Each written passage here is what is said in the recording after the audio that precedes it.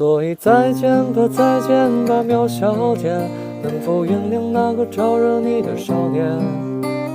跟随那一缕阳光，就能找到最美的世界。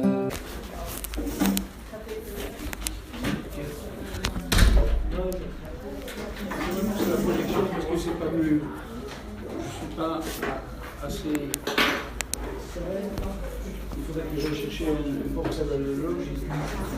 Je ne sais pas, je suppose qu'on a loge ici. Ah oui, on a ici. Ça fait rien, on va mettre trop de temps.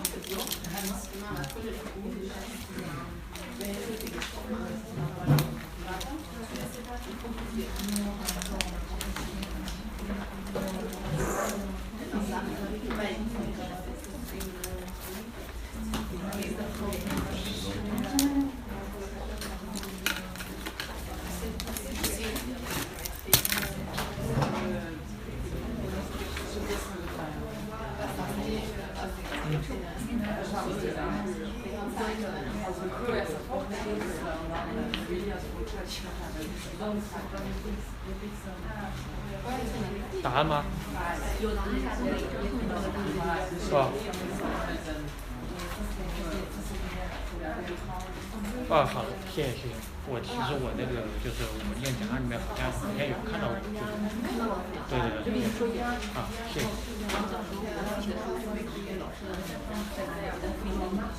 谢谢，可以，你也加油。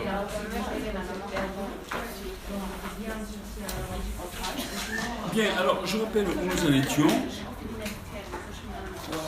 On avait entamé une deuxième partie qu'on avait appelée l'évaluation économique de la valeur utilité totale et un premier chapitre qu'on avait appelé les fondements des analyses coût-contrepartie. C'est ça? On est bien en fait. Voilà. Alors, on avait ouvert une section 1 de rappel des choses que vous connaissez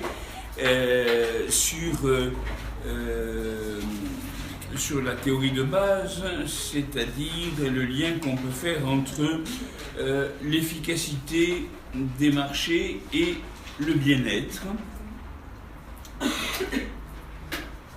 On l'avait intitulé comment? On l'avait intitulé comme ça, je suppose. Efficacité des marchés et bien-être, mais on rappelle, c'est ça? Efficacité des marchés et bien-être. Et bien-être, c'est tout. Bon, voilà. Mais ce sont des choses, encore une fois, que vous connaissez depuis longtemps, c'est de la microéconomie de base. Alors, on l'avait rappelé dans un premier paragraphe la notion de surplus du consommateur. Donc,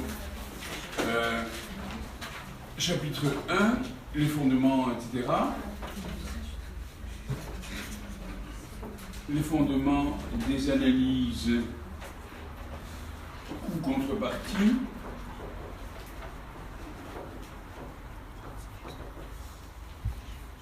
Section 1. Efficacité des marchés et bien-être.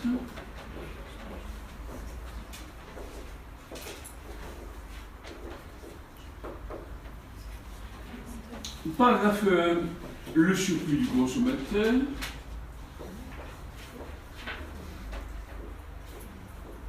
Alors vous vous souvenez, on avait pris un petit exemple avec 4 supposés consommateurs dont on supposait qu'ils n'étaient prêts à consommer qu'une unité du bien ou bien 0 unité du bien. On avait construit la courbe de demande qui résultait de leur préférence. Hein, ça nous a fait un truc un truc comme ça. Ok. Évidemment, s'il y avait davantage de consommateurs sur un marché, la courbe se lisserait, n'est-ce pas, finirait par se lisser, puisque à cause du nombre d'agents, et on aurait une courbe de demande, pas forcément linéaire, mais en tout cas lisse. De la même façon, on avait construit une courbe d'offre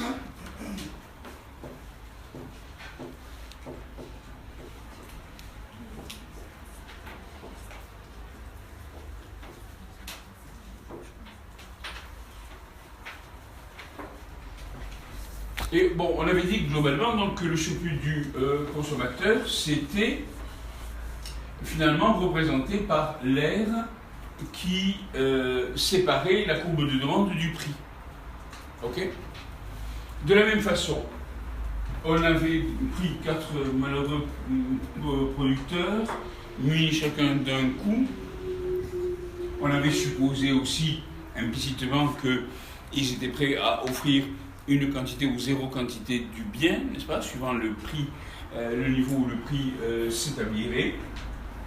Bon, et puis, on avait construit laborieusement la courbe d'offre correspondante, et évidemment, cette courbe d'offre se lisserait s'il y avait un nombre important de producteurs. Quant au surplus du producteur, on l'avait représenté globalement comme l'aire qui est entre la courbe d'offre et le niveau de prix. Alors, ces notions de surplus du consommateur et de surplus du producteur peuvent être mobilisées pour répondre à la question qui est la question fondamentale de ce qu'on appelle l'économie du bien-être, c'est-à-dire est-ce que l'allocation des ressources qui est opérée par l'économie de marché est socialement désirable. Alors, c'est ce qu'on appelle, c'est ce qui est résolu par, en quelque sorte, représenté par la notion d'efficacité de l'économie de marché. Donc, paragraphe 3, l'efficacité de l'économie de marché. Alors, on va voir que ce mot d'efficacité représente un sens très très particulier, mais auparavant, avant de définir l'efficacité de l'économie de marché, un petit préambule pour dire qu'il y a de très nombreuses manières, évidemment, de répondre à la question de la désirabilité sociale de l'économie de marché. Mais il y a une question en amont, une question qui les précède toutes, et qui est, est-ce qu'il faut juger d'un système économique au regard de son résultat, c'est-à-dire de l'allocation effective à laquelle son fonctionnement procède, ou en fonction de sa procédure, c'est-à-dire de sa manière de fonctionner.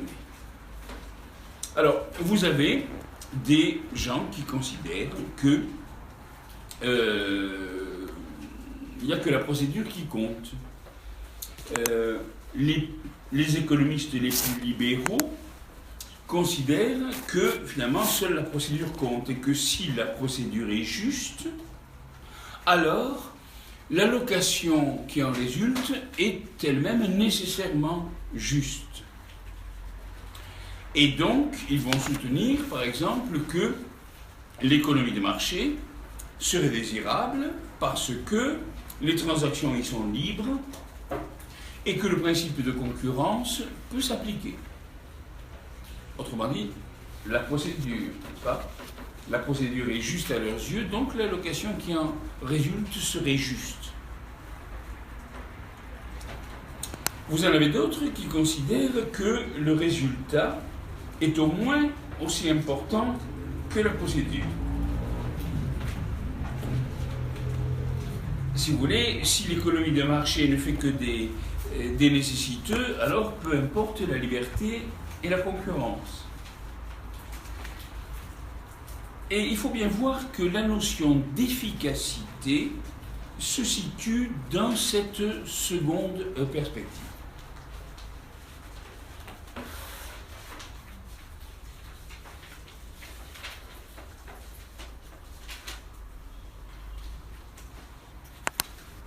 Alors,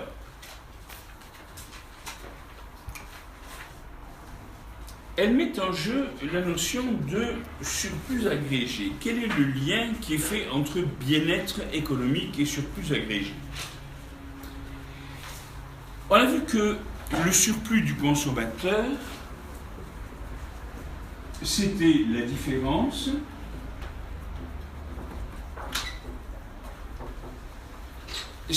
différence entre la valeur aux yeux des acheteurs et le montant qui est payé par les acheteurs. Valeur pour les acheteurs moins montant payé par les acheteurs. Et que le surplus du producteur, c'était le montant qui était reçu par les vendeurs moins les coûts des vendeurs. Autrement dit, le bénéfice. Surplus du producteur, c'est le montant reçu par les vendeurs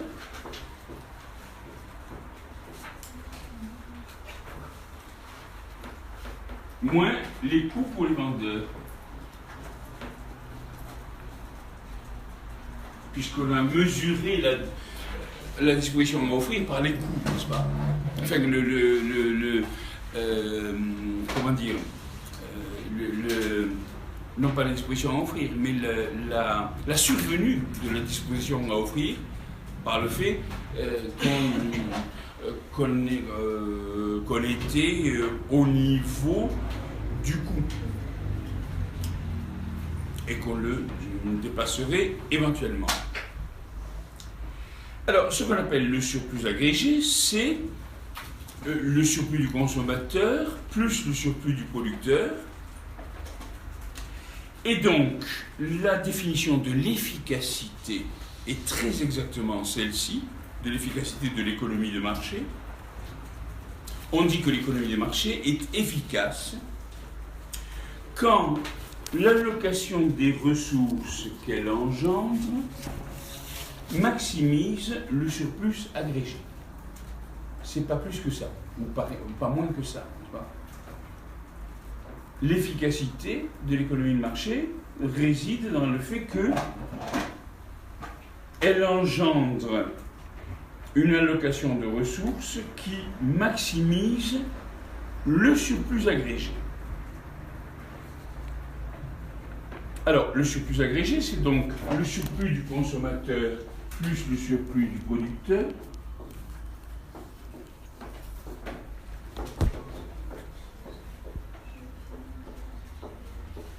C'est le surplus du consommateur plus le surplus du producteur.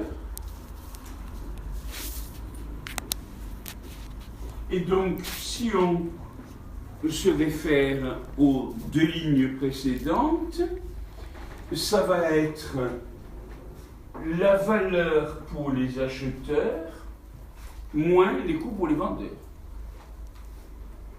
D'accord? Puisque les deux termes intermédiaires se neutralisent quand on fait la somme des deux. D'accord?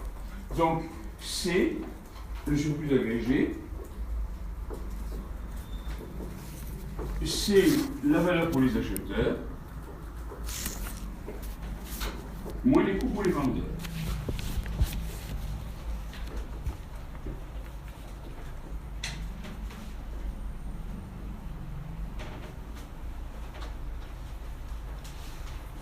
Bien, et donc l'efficacité, c'est ça. L'efficacité de l'économie de marché, c'est le fait de pouvoir montrer que dans les conditions qui sont celles d'hypothèses, n'est-ce pas, qui sont faites sur le fonctionnement du marché, on a donc un fonctionnement efficace au sens où il aboutit à une allocation qui maximise le surplus agrégé. Alors, vous savez que cette notion d'efficacité entre en dialectique éventuellement pour les économistes avec la notion d'équité. C'est-à-dire que un planificateur social peut donc se soucier d'efficacité du marché, mais en plus, il peut également, éventuellement, s'intéresser à l'équité, c'est-à-dire au caractère juste ou injuste de la distribution du bien-être parmi les acheteurs et les vendeurs. Donc, ne pas se contenter, n'est-ce pas, de prendre en compte l'efficacité, c'est-à-dire la maximisation du surplus agrégé, mais s'intéresser au caractère juste ou injuste, selon des critères à définir, de la distribution du bien-être parmi les acheteurs ou les vendeurs.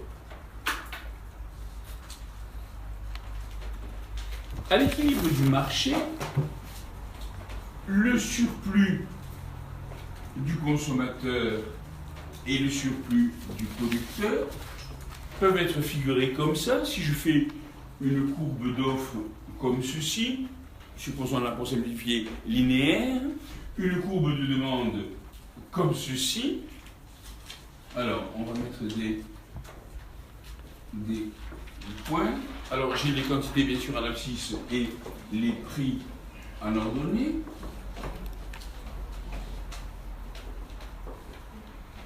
À l'équilibre, on a donc détermination d'une quantité d'équilibre et d'un prix d'équilibre.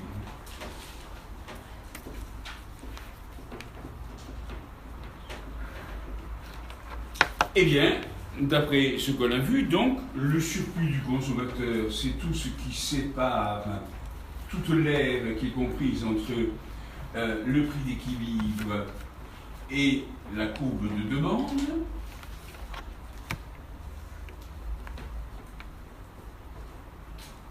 Tandis que le surplus du producteur, c'est tout ce qui sépare le même niveau de prix de la courbe d'offre, c'est-à-dire la courbe de coût.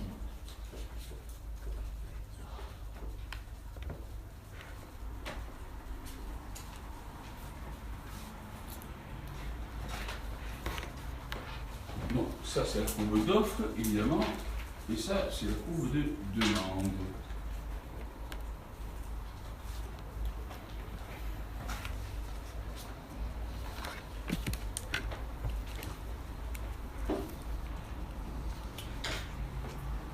Alors, pourquoi est-ce que la quantité d'équilibre est efficace? Il faut rappeler le critère d'efficacité au sens de Pareto.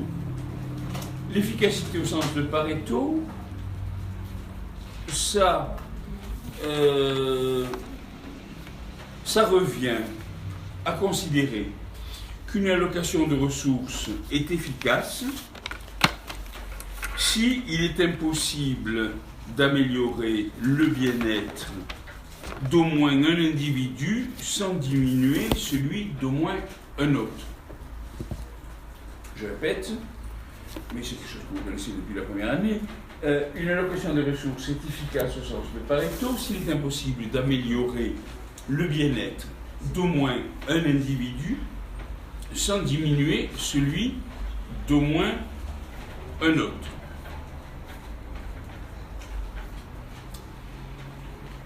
Et alors, il se trouve que l'économie de marché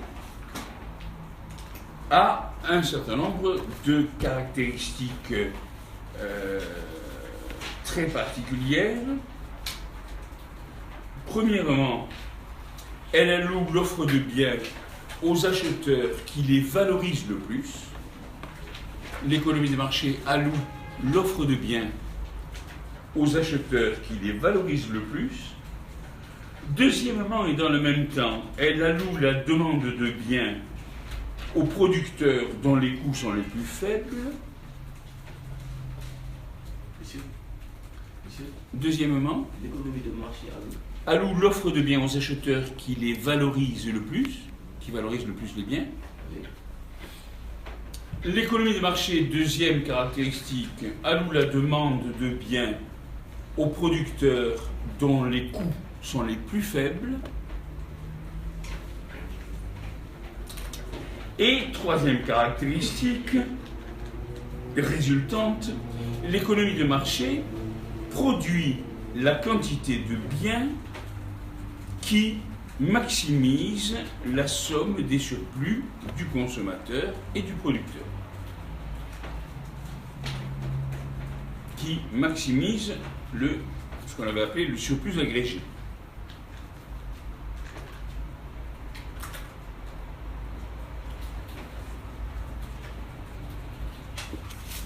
Alors, pour illustrer cette efficacité de la quantité d'équilibre,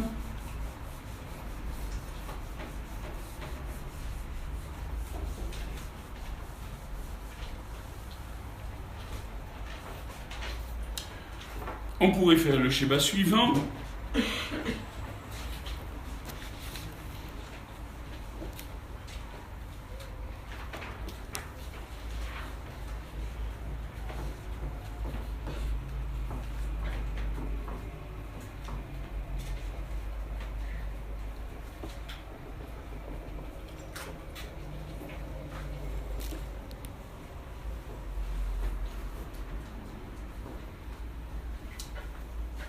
Tant qu'on n'est pas à la quantité d'équilibre, on a un coût des vendeurs qui va se situer ici.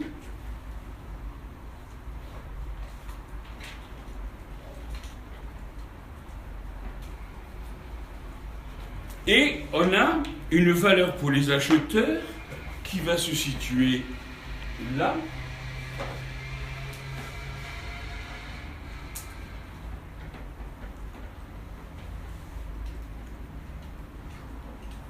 Valeur pour les acheteurs. Autrement dit, tant qu'on est à un niveau de quantité qui n'a pas atteint encore la quantité d'équilibre, on va voir une valeur pour les acheteurs qui va excéder le coût pour les vendeurs.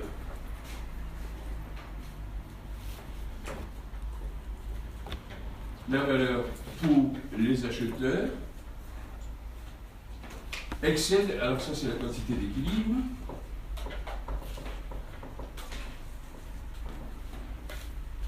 la valeur pour les acheteurs donc excède dans cette zone le coût des vendeurs, dépasse le coût des vendeurs,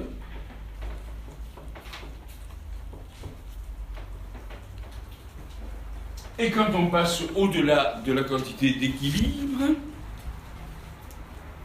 on a un coût des vendeurs qui est là.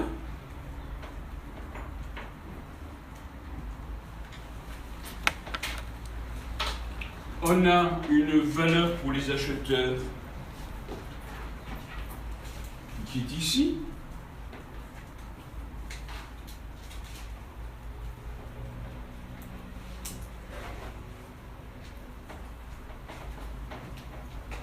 Et donc on a une situation où la valeur pour les acheteurs est inférieure au coût des vendeurs.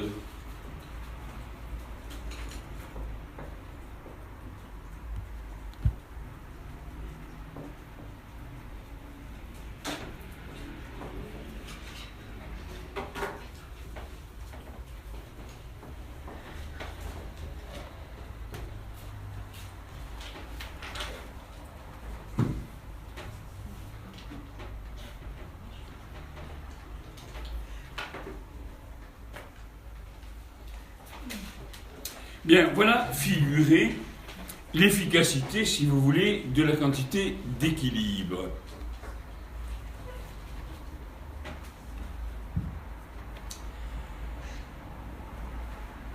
Alors, je ne reviens pas sur les hypothèses de rationalité et de construction du modèle de l'économie de marché. Vous savez que les agents, ils sont motivés par leurs intérêts personnels, n'est-ce pas? On considère des individus dont on considère qu'ils sont égoïstes. On considère que les acheteurs et les vendeurs sont motivés par leurs intérêts personnels. Et on assiste à un processus décentralisé, donc, puisque ce sont des individus, de coordination et de communication qui prend place de façon que l'interaction entre ces acheteurs égoïstes et ces vendeurs égoïstes débouche sur l'issue la plus efficace.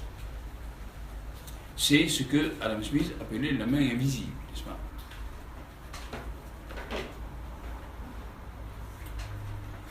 Alors, les conséquences en matière de politique et de politique économique, c'est que le résultat qu'on vient de voir, l'efficacité de l'équilibre concurrentiel, est évidemment un résultat très important dans la mesure où, dans la perspective de politique, il donne du crédit aux partisans aux partisans de la non-intervention de l'État. On parle comme ça de laisser-faire. Et les libéraux vont constituer un groupe de pression d'autant plus puissant que l'analyse économique semble leur donner raison.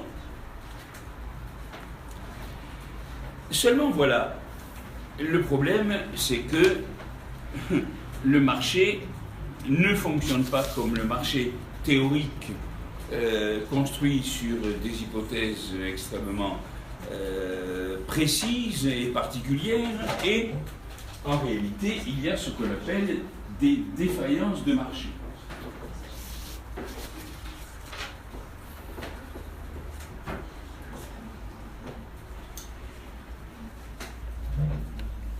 C'est quoi ces limites de l'économie de marché? Eh bien, c'est que l'économie de marché est efficace, comme on l'a dit, rappelé, comme on peut le montrer, mais tant que les marchés sont parfaitement concurrentiels. Or, les marchés réels s'écartent du paradigme des marchés parfaits. Pour des raisons qui peuvent être diverses. La première, c'est ce qu'on appelle les pouvoirs de marché, c'est-à-dire que les acheteurs ou les vendeurs disposent d'un pouvoir de marché dans la détermination du prix. C'est un premier cas qui nous amènera à parler de défaillance du marché. Deuxième cause de défaillance du marché, ce qu'on appelle les externalités. C'est-à-dire que vous avez certaines actions qui vont amener des effets sur les participants au marché ou sur les autres individus sans qu'on puisse leur attacher un prix. Donc on parle là aussi de défaillance du marché. Alors, deux mots sur chacun de ces ordres de situation. Le pouvoir de marché, on l'a dit, c'est l'aptitude dont disposeraient certains agents à influencer les prix. Et alors, cet exercice du pouvoir de marché peut conduire à l'inefficacité du mécanisme de marché parce que il va éloigner les prix et les quantités des prix et des quantités déterminés par l'équilibre de l'offre et de la demande.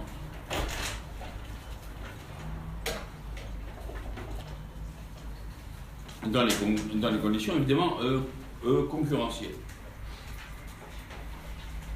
Quant aux externalités, on parle d'externalités donc comme on l'a vu, quand une action affecte le bien-être économique d'autrui sans qu'on puisse lui attribuer de marché ou de prix à cette action. Exemple, la pollution, externalité négative.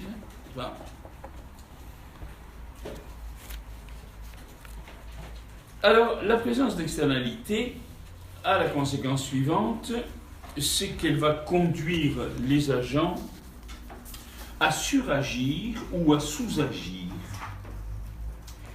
Et du coup, l'équilibre concurrentiel sera inefficace.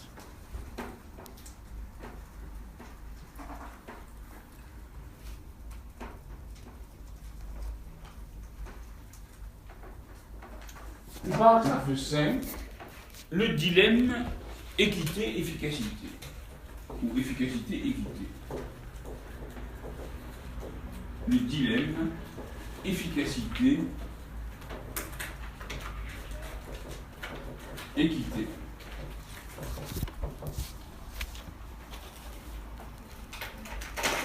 On a vu que le fonctionnement du marché concurrentiel aboutissait à une allocation efficace. Mais pour efficace qu'elle soit, cette allocation peut déplaire au regard d'autres critères. Par exemple, on peut la trouver trop inégalitaire. Donc, elle est efficace au sens où elle maximise le surplus agrégé, n'est-ce pas? Mais on peut la trouver par ailleurs, n'est-ce pas, trop inégalitaire et donc insatisfaisante. Et à ce moment-là, supposons que ce soit le cas, il va être du ressort de la politique fiscale d'effectuer la redistribution désirée des revenus.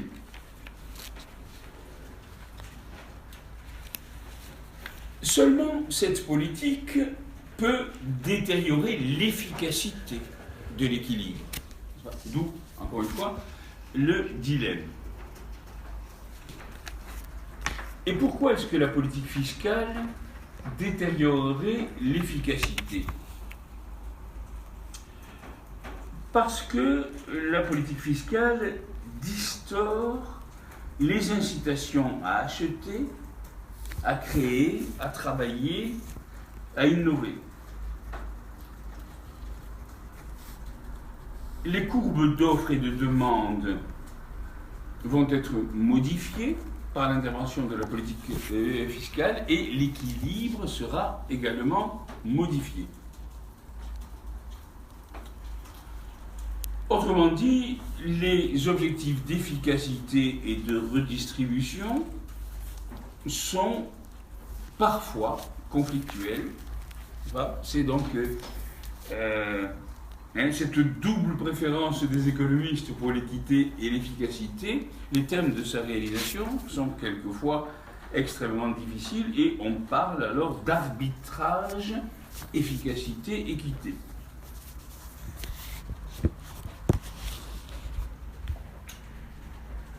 Alors, pour rester un petit moment sur la distorsion fiscale, si on était dans un monde parfait, il n'y aurait pas de distorsion fiscale. C'est-à-dire qu'il y aurait des possibilités de prélever chacun sans pour autant aboutir à un effet distorsif. Comment ? Par ce qu'on appelle en économie le prélèvement forfaitaire. Par exemple, un prélèvement sur les dotations initiales. Si vous faites un prélèvement sur les dotations initiales, ça ne sera pas un prélèvement distorsif parce que ça ne modifie pas les gains qui sont engendrés par l'effort productif, l'effort créatif, etc., etc. Seulement, on n'est pas dans un monde idyllique, on n'est pas dans un monde parfait, et les prélèvements forfaitaires ne sont pas accessibles. Et les instruments de la politique fiscale sont des instruments limités. Et donc, du coup, la redistribution fiscale est fonction des revenus. Et ce type de prélèvement est distorsif. Pourquoi ? Parce qu'il diminue le rendement de l'effort.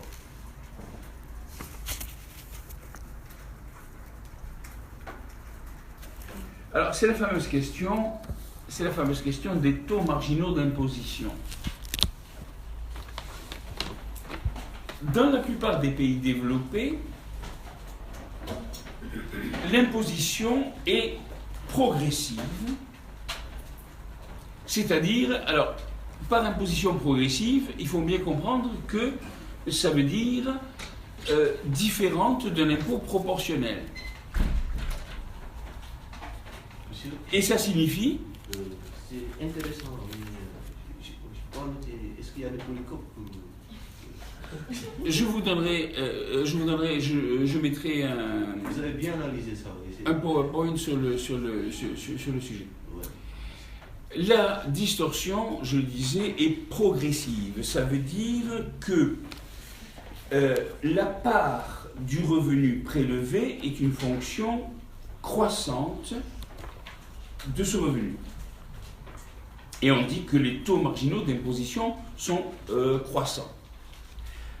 Par exemple, en France, j'ai pris ma déclaration d'impôt, enfin le petit commentaire qui vont avec, il y a 4 tranches, ou 5 tranches si vous voulez, d'imposition en 2017, autrement dit sur le paiement de l'impôt sur le revenu de 2016, n'est-ce pas? Et pour vous donner une idée, jusqu'à un revenu imposable de 9 710 € jusqu'à 9 710, on a un taux marginal d'imposition de 0%.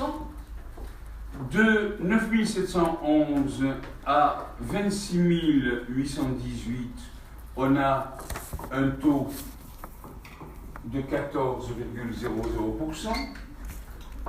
De 26 819 à 71 898, on a un taux marginal d'imposition de 30%. De 71 899 à 152 260, on a un taux marginal de 41%. Et enfin, au-delà de 152 260, on a un taux marginal de 45%. Et alors, il faut savoir que ça... D'abord, il faut savoir que, premièrement, le nombre de tranches a beaucoup baissé. Par exemple, il y avait 7 tranches différentes en 2004. Première chose. Deuxièmement, il faut savoir que ces chiffres que vous avez là, qui marquent les différences entre les tranches, sont des chiffres qui sont changés éventuellement chaque année. Là, par exemple, en 2017, ils ont été revalorisés pour tenir compte de l'inflation. D'accord? Bon. Tout ça est parfaitement normal. Mais alors, ce qui est plus intéressant à voir, alors, c'est que, donc, comme on l'a dit, ces taux marginaux, n'est-ce pas, sont progressifs, n'est-ce pas? C'est-à-dire que par rapport à un revenu imposable qui figurerait à l'abscisse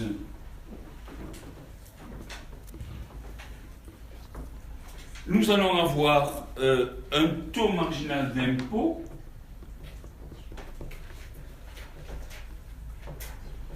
qui va suivre une courbe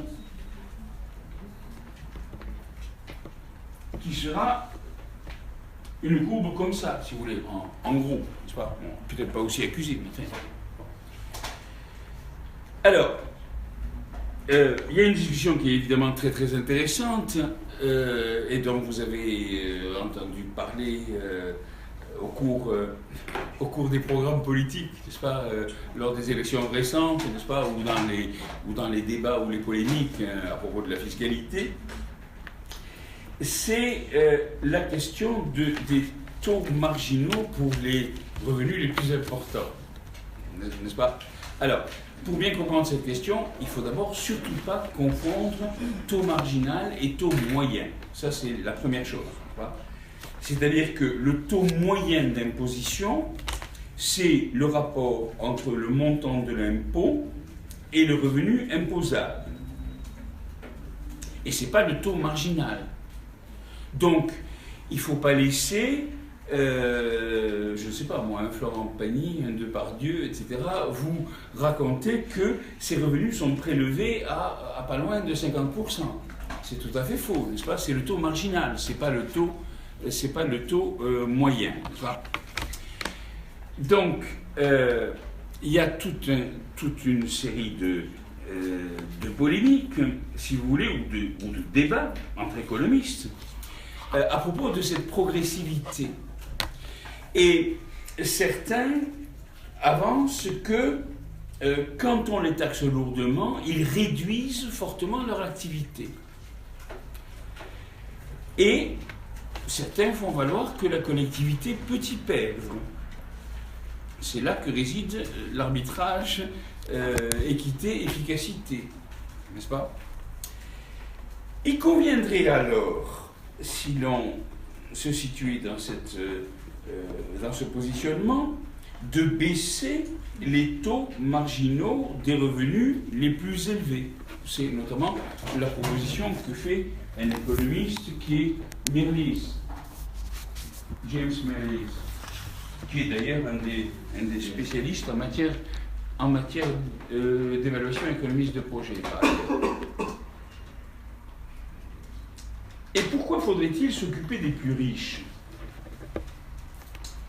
Est-ce que c'est parce qu'ils apportent le plus de richesse à la société?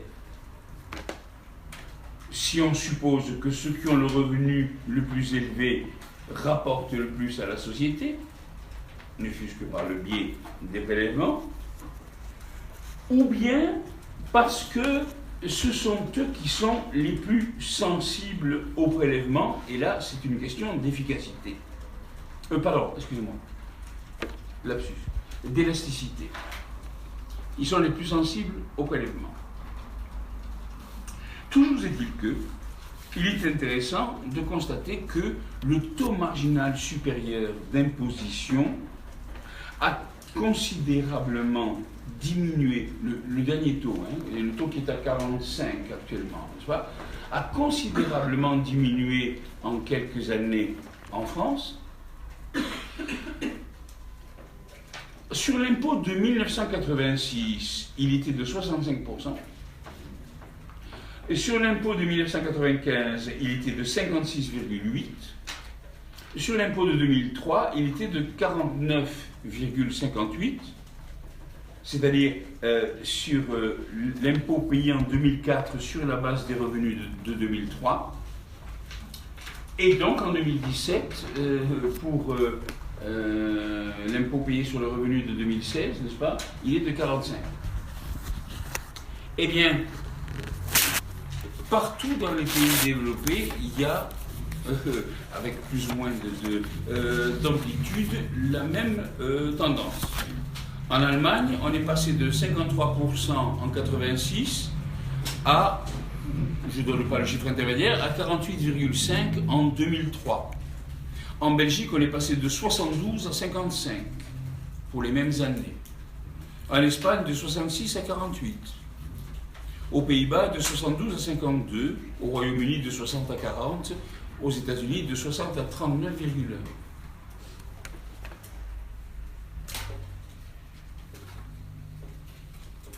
Bien, alors, c'était un aparté pour parler effectivement de l'introduction d'une politique visant à établir ou à contribuer à établir une équité que la location efficace ne permettait pas en elle-même d'assurer, si vous voulez, mais au prix, éventuellement, que l'objectif d'équité puisse se heurter à celui d'efficacité, parce que, encore une fois, les instruments fiscaux sont limités.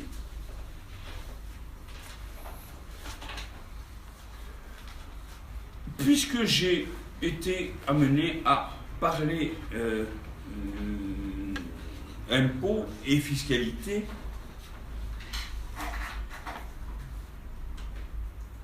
on peut essayer de voir quel est l'impact d'une taxe en termes de distorsion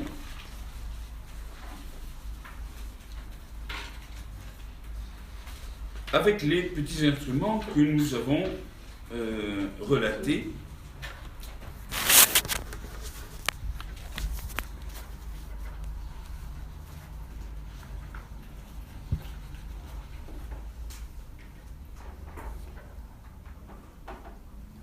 Bon, je vous rappelle qu'on a dit que l'allocation concurrentielle est efficace, que un planificateur social pourrait très bien, un gouvernement, pourrait très bien décider de ne pas réguler un marché concurrentiel, mais que l'équité de l'allocation n'est pas garantie, parce que cette équité dépend des préférences de la société, que le planificateur peut donc à ce titre intervenir et taxer les uns et subventionner les autres, faire des transferts pour atteindre une allocation équitable, mais que taxer a un coût, comme on l'a évoqué, parce que ça distord les allocations d'équilibre. Alors, penchons-nous sur ce coût de la taxation et sur ce coût en bien-être de la taxation.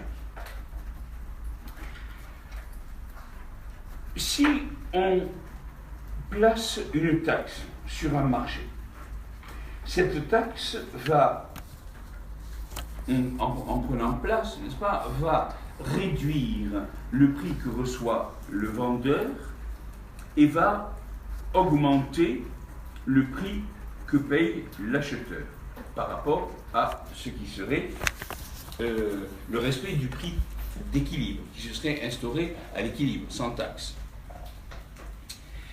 Et la taxe va créer, à partir de là, et nous allons le voir plus précisément, un coût en bien-être, qu'on pourrait appeler une distorsion ou une perte sèche. Et on peut évaluer ce coût en bien-être en utilisant les concepts de surplus de producteur et de surplus du consommateur que nous avons rappelés.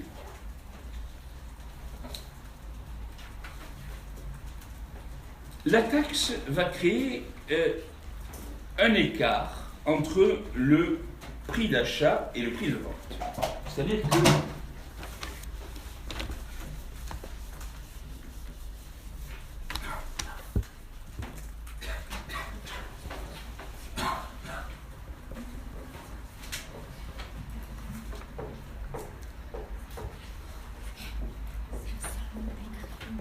supposons que on ait une quantité d'équilibre,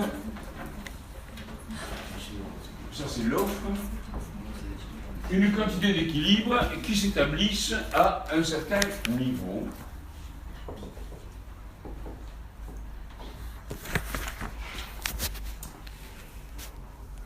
Donc ça c'est la quantité qui est produite et échangée donc sans taxe.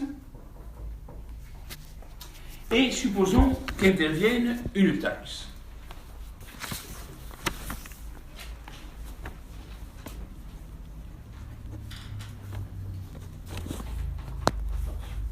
On va l'appeler T.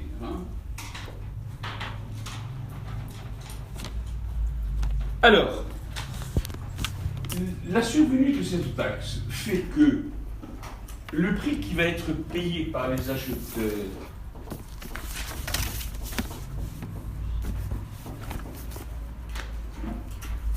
sera ici, et le prix qui sera reçu par les vendeurs sera là.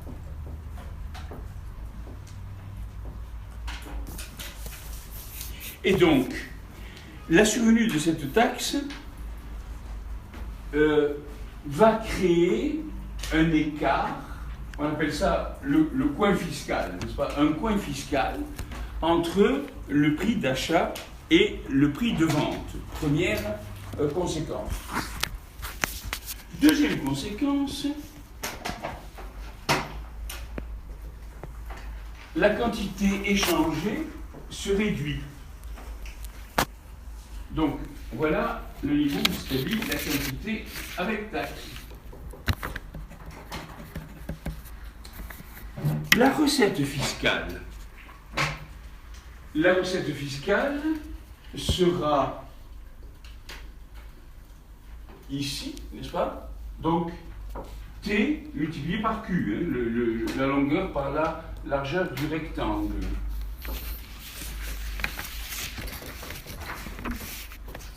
Bien, il y aura donc une recette fiscale de T multipliée par Q, où T est la taxe par unité de bien,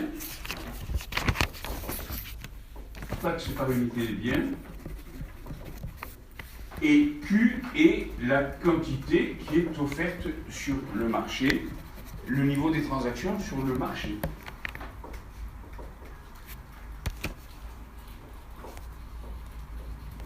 Oui, c'est pas la quantité offerte, c'est le niveau des transactions, voilà, plus précisément.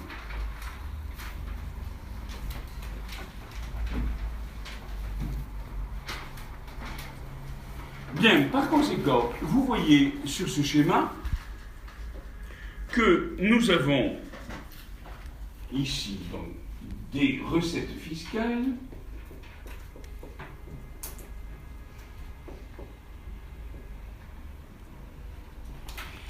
et alors, la conséquence de la survenue de cette politique fiscale, ça va être une distorsion, la taxe va créer une distorsion et une baisse du surplus global. Une baisse du surplus global.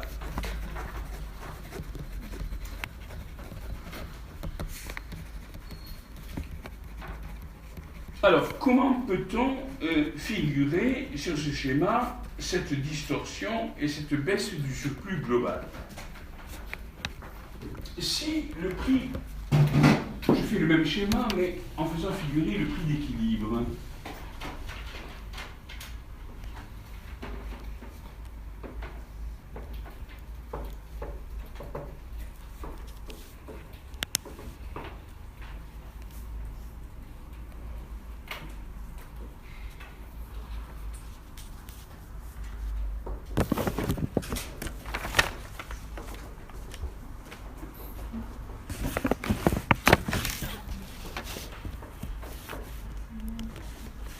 Alors, l'autre taxe donc survient.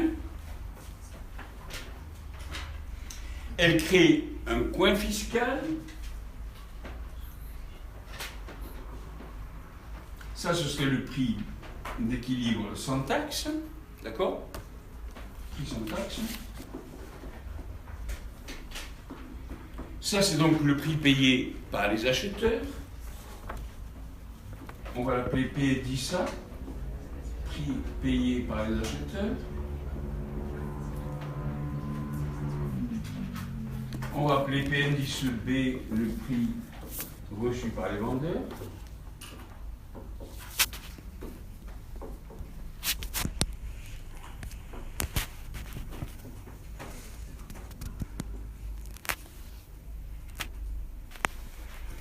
Alors, je vais appeler A le triangle qui est là, B le rectangle qui est là, C le triangle qui est là, D ce rectangle, E ce triangle et F ce triangle. La distorsion, elle est là. La distorsion qui a été créée par la taxe.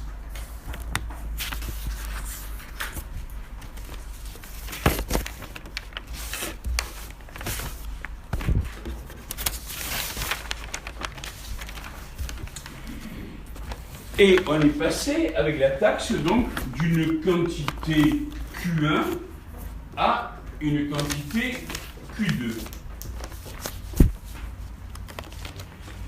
Alors, analysons les conséquences en matière de surplus.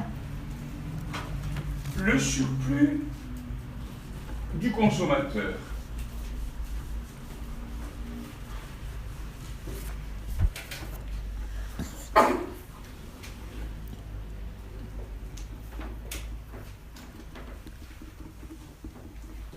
le surplus du consommateur, il était initialement, ou en tout cas dans la situation sans taxe, de A plus B plus C.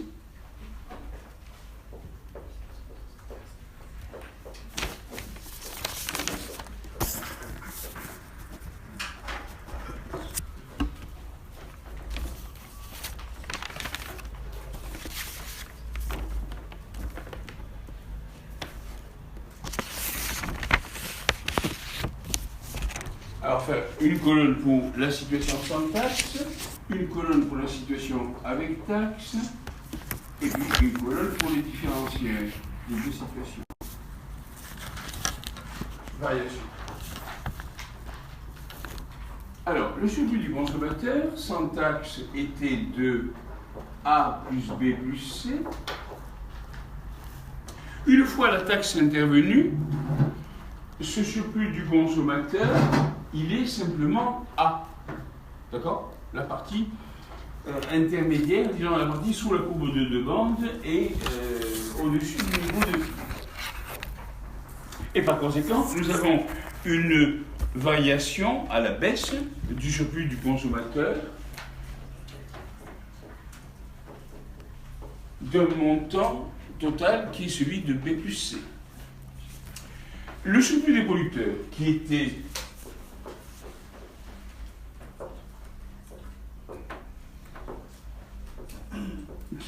dans la situation sans taxe de D plus E plus F,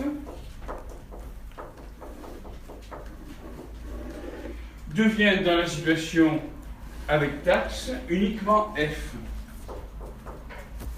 Et par conséquent, nous avons une baisse du surplus des producteurs d'un montant de D plus E.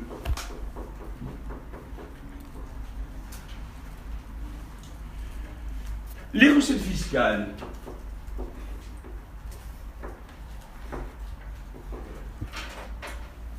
Les recettes fiscales étaient de 0 dans la situation sans taxe et dans la situation avec taxe, B plus D. Donc la variation est positive et elle est d'un montant de B plus D. Si on regarde maintenant le surplus global,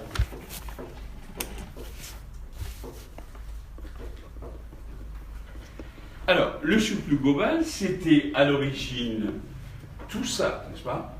A plus B plus C plus D plus E plus F.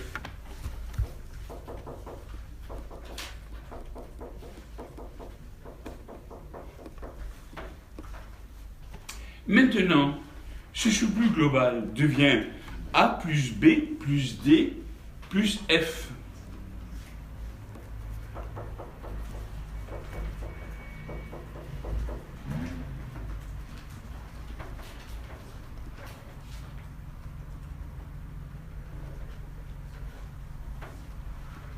Et par conséquent, la variation de surplus global est négative, elle est de moins, parenthèse, C plus E. C'est-à-dire la mesure de la distorsion.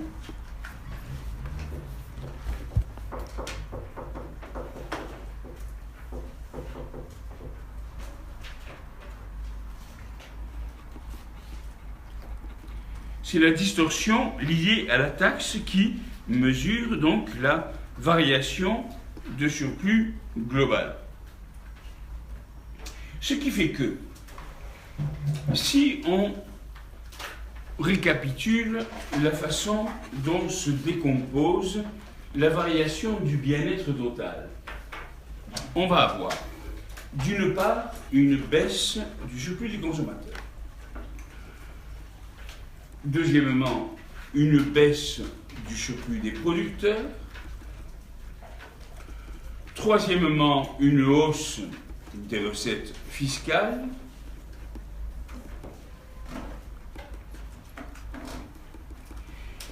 Et puis, une perte des acheteurs et des vendeurs qui excède le gain du gouvernement.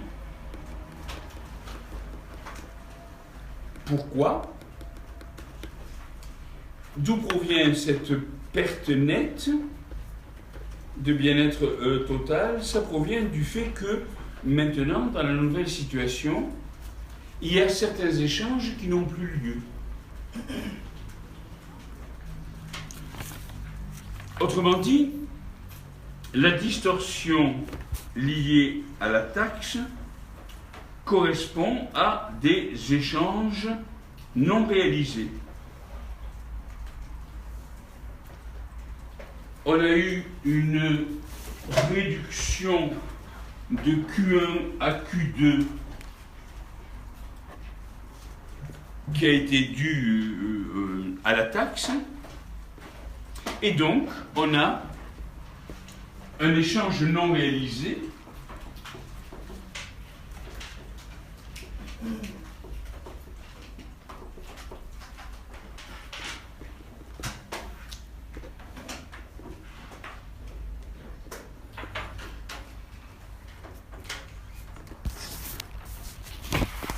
et donc on est dans une situation avec un coût pour le vendeur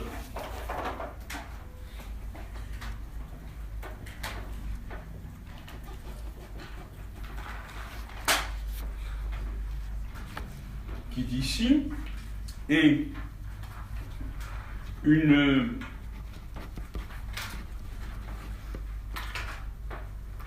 valeur pour l'acheteur qui est là.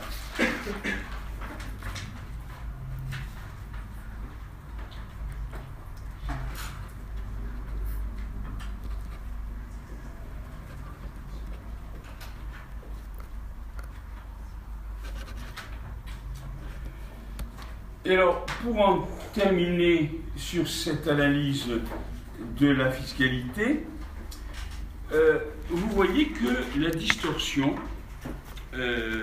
qui intervient va relever de plusieurs sortes de déterminants. La perte sèche, si vous voulez, ce qu'on appelait la perte sèche, qui résulte de la taxe, va être plus ou moins faible ou plus ou moins importante en fonction d'un certain nombre de déterminants. Quels sont ces déterminants? Ça va être la taille de la réponse des quantités demandées d'une part, des quantités offertes d'autre part, devant l'introduction de la taxe. En d'autres termes, ça va dépendre des élasticités de l'offre et de la demande. Si vous avez, bon, on peut analyser un peu tous les sous-cas, tous les sous-types de cas de cette relation entre distorsion et élasticité. Prenons le cas d'une offre inélastique. On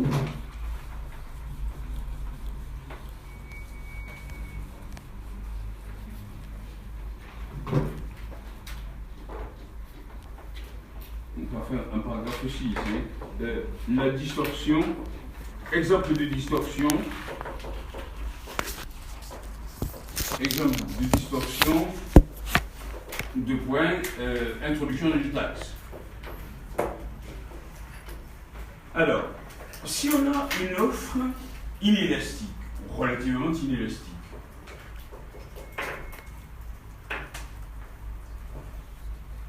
je vais faire plusieurs schémas côte à côte.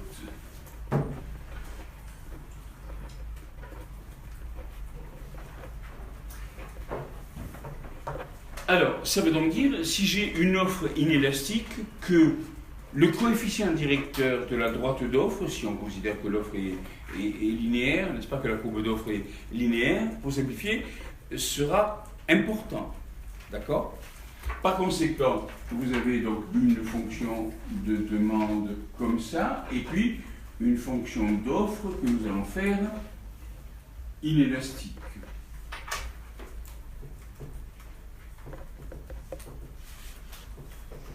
Offre inélastique. Bien, à ce moment-là, vu l'angle que font les deux courbes d'offre et de demande, quand la taxe va intervenir, la perte sèche sera relativement faible si l'offre est relativement inélastique.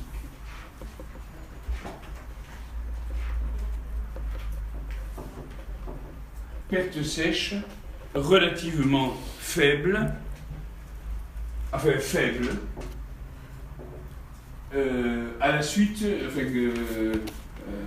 à cause d'une offre relativement inélastique.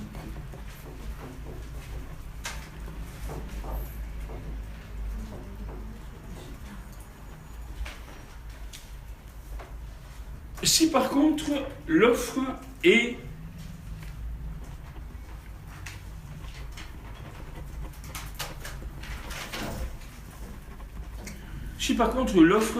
élastique, alors ça va nous faire une courbe d'offre avec un coefficient directeur relativement faible.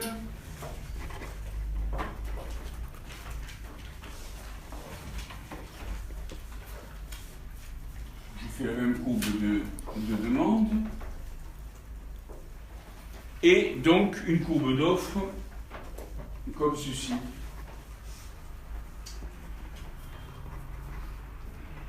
Donc, à ce moment-là, une taxe va se traduire par une perte sèche plus importante.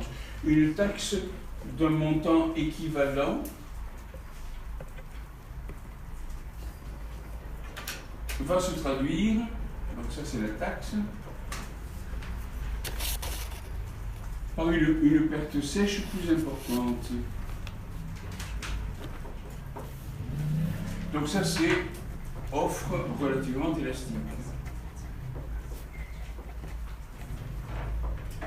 Perte sèche plus importante.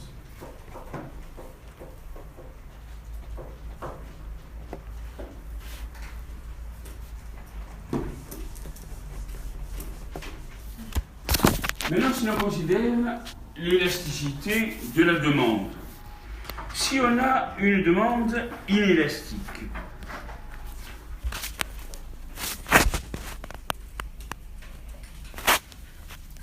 je fais une courbe d'offre quelconque, si vous voulez, et une demande inélastique, donc avec une fonction décroissante, évidemment, et un coefficient directeur négatif, mais non, la valeur absolue est forte.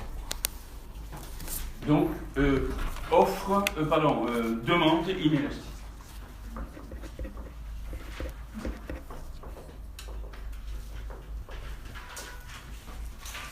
Bon, là encore, quand la demande est relativement inélastique, la perte sèche sera faible.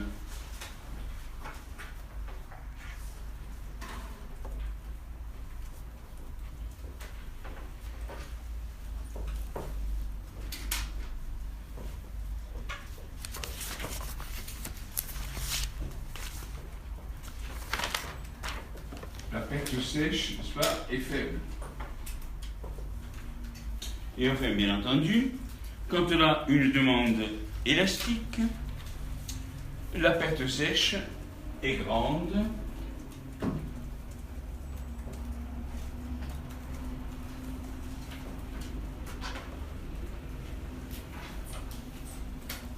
C'est le même cours d'offre. La perte sèche, c'est tout à fait évident sur le schéma, mais sera plus grande.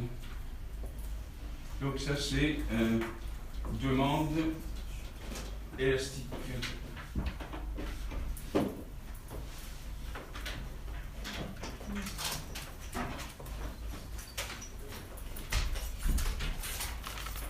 Bien, par conséquent, vous le voyez, l'importance des élasticités de l'offre et de la demande détermine directement le niveau de la distorsion. Si on a des élasticités de l'offre et de la demande qui sont grandes, premièrement, la quantité échangée sur le marché va diminuer fortement. à la suite de la mise en place de la taxe. Et la distorsion qui va être créée par la taxe sera donc importante.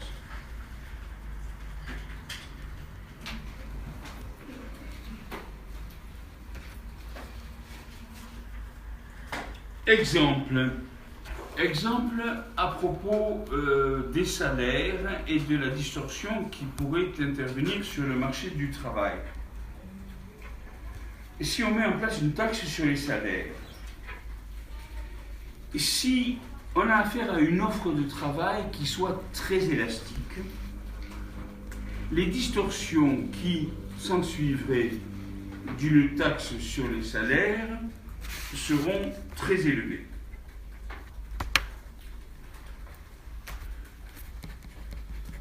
Alors, pour visualiser un peu, qu'est-ce que ça veut dire d'avoir une offre de travail très élastique? Qui a une offre de travail très élastique dans ce pays? Les travailleurs qui peuvent décider du nombre d'heures qu'ils travaillent, déjà. Exemple, les chirurgiens. Autre situation qui peut aboutir à une offre de travail très élastique, les familles avec 2 salaires. Autre situation, les seniors qui peuvent prendre leur retraite anticipée. Autre type de situation d'offre de travail très élastique, celle des travailleurs qui peuvent travailler au noir. Par exemple, des artisans, n'est-ce pas, qui peuvent faire échapper un certain nombre de leurs activités à la comptabilité, etc., etc.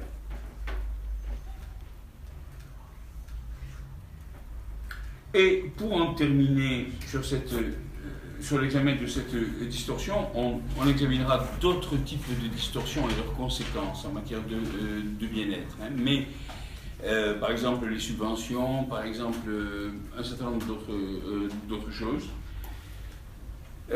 Pour en terminer avec, puisqu'on a commencé cet investissement dans la politique fiscale, vous savez que, c'est des choses que vous connaissez encore, vous savez que la distorsion évolue avec le niveau de la taxe. C'est-à-dire que quand vous avez le niveau de la taxe qui augmente, la charge morte ou la perte sèche ou la distorsion augmente plus rapidement que la taxe.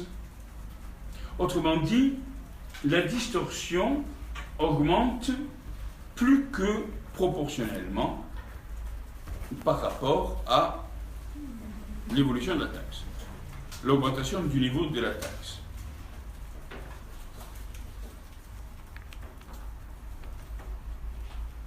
Si on prend l'exemple d'un niveau de taxation faible,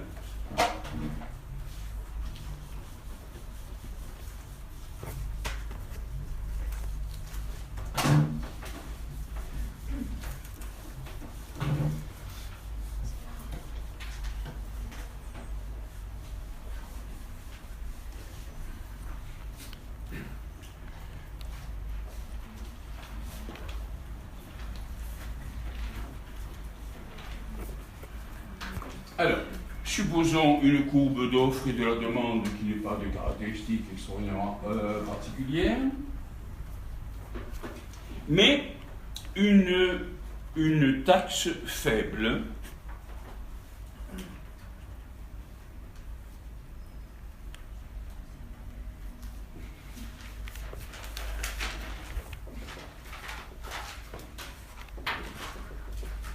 Donc, qui va aboutir à une baisse, bien entendu, de la quantité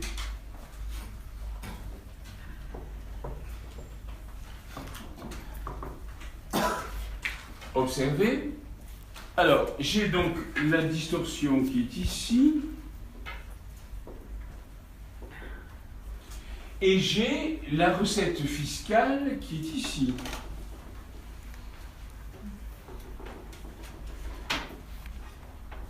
D'accord?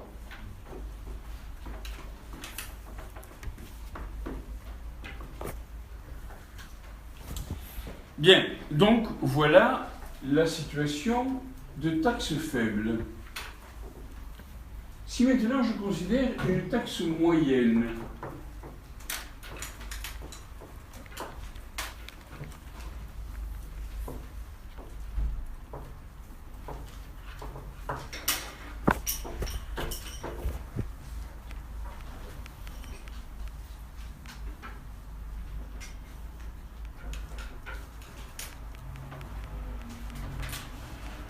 alors, on va la faire nettement plus importante quand même, pour y voir clair.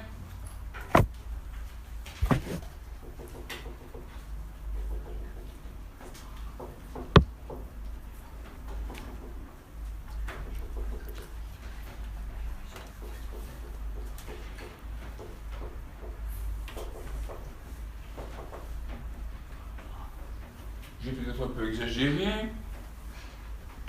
exagéré. Je voudrais faire une recette fiscale un peu plus importante que dans le cas précédent. D'accord? Donc, oui,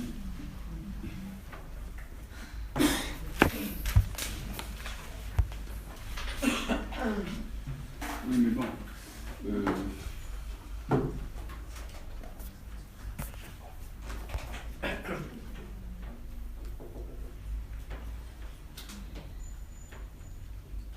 C'est toujours pas évident, mais enfin. L'esprit est là, n'est-ce pas? Considérer que cette recette fiscale, n'est-ce pas, représente une surface plus importante que précédemment. Et puis, si on considère une taxe forte,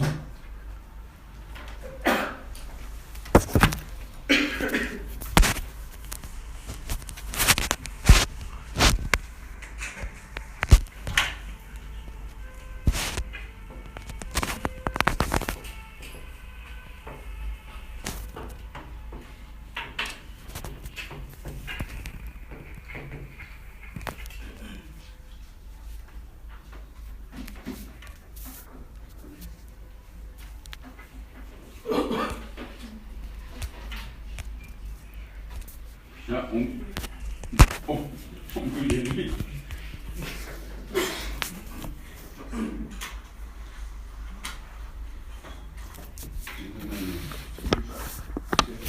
Tout à l'heure, je vais pas me priver.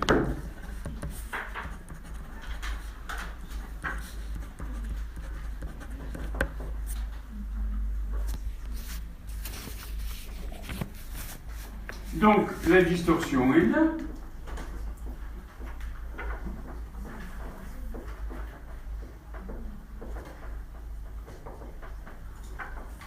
D'accord? La perte de surplus global. Et la recette fiscale est là.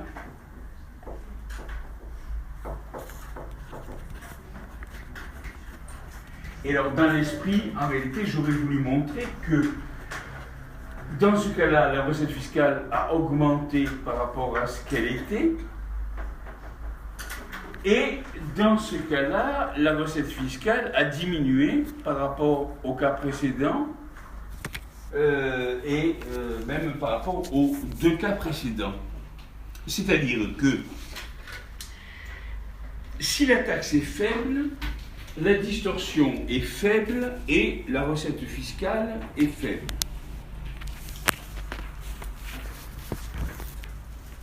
Si maintenant la taille de la taxe croît, dans le deuxième cas, la distorsion va croître plus vite que la recette fiscale.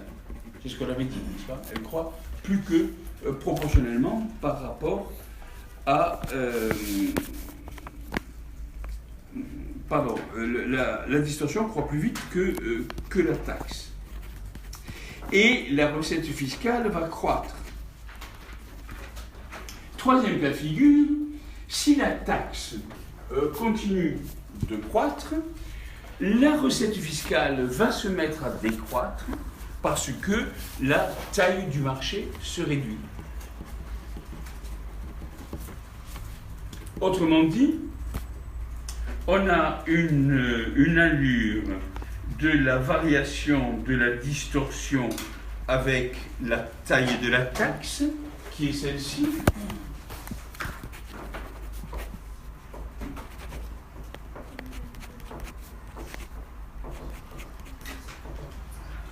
On a une distorsion qui a une courbe de distorsion par rapport à la taille de la taxe qui est de cette forme.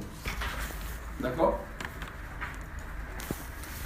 Et alors, ça aboutit à, si on se focalise sur ce que devient la recette fiscale et ce que donne la variation de la recette fiscale en fonction du montant de la taxe, ça aboutit à une courbe que vous connaissez, qui est la courbe de l'affaire, n'est-ce pas? Une courbe en cloche.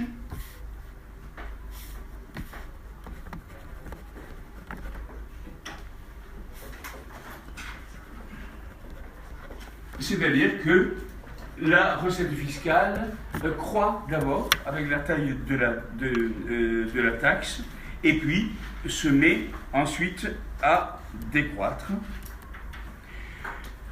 Autrement dit, retenons que la distorsion augmente plus que proportionnellement, comme nous l'avons dit, avec la taille de la taxe,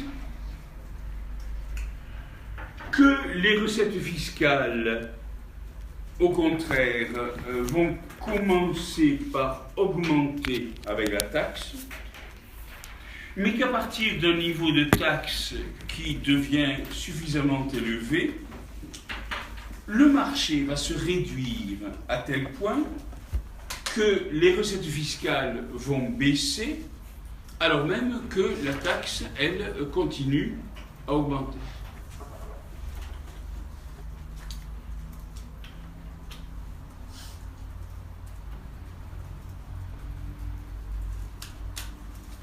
Paragraphe 7.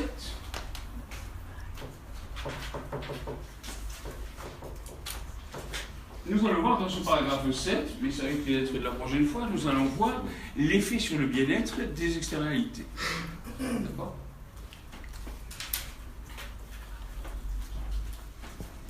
On en reste à la prochaine fois.